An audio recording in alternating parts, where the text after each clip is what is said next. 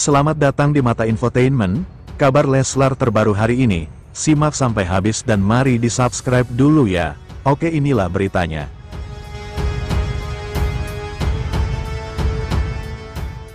Yoni Dores kaget lagunya bakal diboikot TV, imbas laporkan Lesti Kejora soal hak cipta.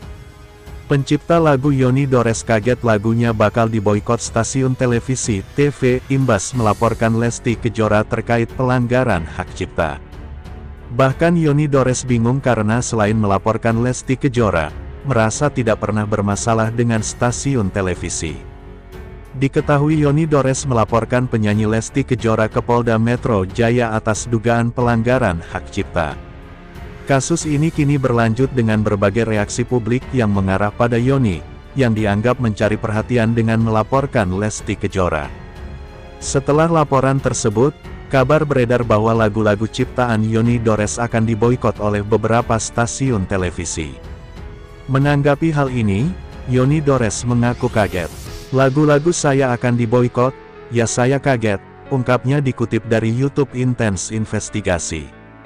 Yoni merasa bingung karena tidak pernah memiliki masalah sebelumnya dengan pihak stasiun televisi. "Kagetnya karena saya merasa tidak ada persoalan," tambahnya. Yoni Dores menilai bahwa boikot ini merupakan dampak dari laporan yang dilakukannya terhadap Lesti Kejora.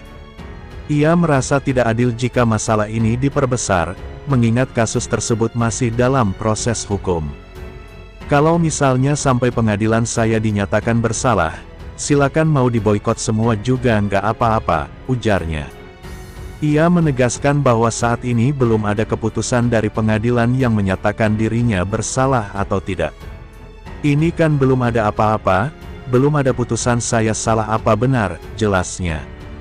Yoni Dores juga mengungkapkan bahwa situasi ini telah merugikan namanya. "Ini namanya pembunuhan karakter," tandasnya. Dengan pernyataan ini, Yoni berharap masyarakat dapat memahami konteks dari kasus yang sedang dihadapinya.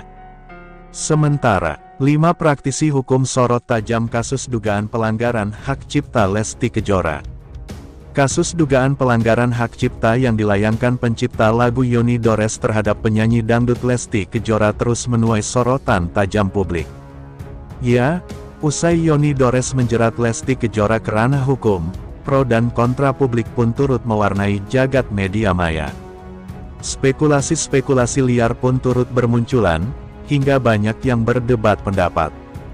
Dan untuk memberikan pencerahan hukum atas pro dan kontra tersebut, dalam kesempatan ini, sederet praktisi hukum akan memberikan pandangannya secara tajam terkait kasus dugaan pelanggaran hak cipta yang dilayangkan Yoni Dores terhadap Lesti Kejora. Dan untuk mengetahui pandangan-pandangan dari praktisi hukum tersebut, maka inilah 5 praktisi hukum sorot tajam kasus dugaan pelanggaran hak cipta Lesti Kejora versi Cumi Top V. Sementara, Yoni Dores dihujat usai laporkan Lesti Kejora, "Kuasa hukum, tak masalah, ini masalah harga diri." Pencipta lagu Yoni Dores dituding cari panggung, setelah melaporkan pedangdut Lesti Kejora ke Polda Metro Jaya, terkait dugaan pelanggaran hak cipta. Yoni Dores melaporkan Lesti Kejora karena tak terima namanya tidak ditulis, saat Lesti menyanyikan ulang lagunya di YouTube. Ilham Suwardi, kuasa hukum Yoni Dores menyampaikan kalau kliennya tak masalah dituding cari panggung, karena Yoni hanya ingin mencari tahu alasan Lesti tidak memasukkan namanya saat menyanyikan lagu Yoni di YouTube. Dia, Yoni, udah senior banget, apalagi panggungnya. Kalau lagu kan lagunya sudah populer duluan, sempat dipopulerkan Iis Dahlia, kata Ilham Suwardi di Polda Metro Jaya, Semanggi, Jakarta Selatan. Yoni juga menjadi bulan-bulanan warganet. Ia kerap menerima komentar negatif di media sosial setelah melaporkan Lesti ke polisi. "Oh, itu jadi konsekuensi. Tetapi laporan ini mau enggak mau berjalan, jadi pasti sampai ujung juga," ucapnya. Selain dituduh cari panggung hingga dihujat, Yoni juga diboikot oleh televisi. Kabarnya salah satu televisi di Indonesia tidak akan memakai lagu Yoni selamanya. Kalau tanggapan dari Pak Yoni bilang itu enggak ada masalah buat dia. Dia berkata, "Saya udah 70 tahun ini. Enggak ada masalah, Ada hak asasi, hak harga diri, seperti itu, jelasnya.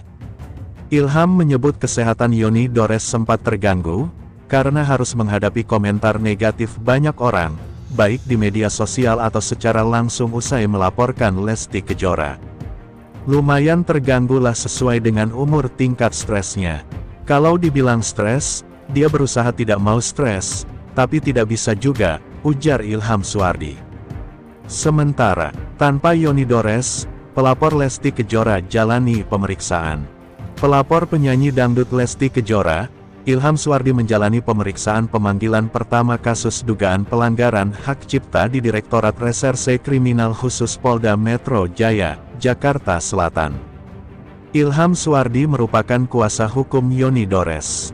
Ilham tidak ditemani oleh Yoni Dores yang merupakan saksi pelapor.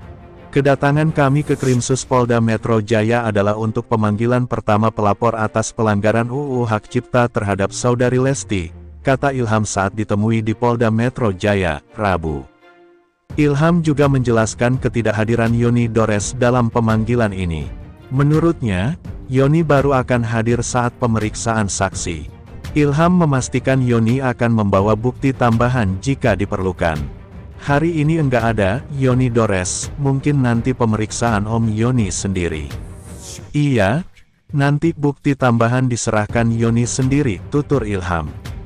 Adapun Yoni Dores resmi melaporkan Lesti Kejora atas dugaan pelanggaran hak cipta, yang diwakili oleh Ilham Suwardi.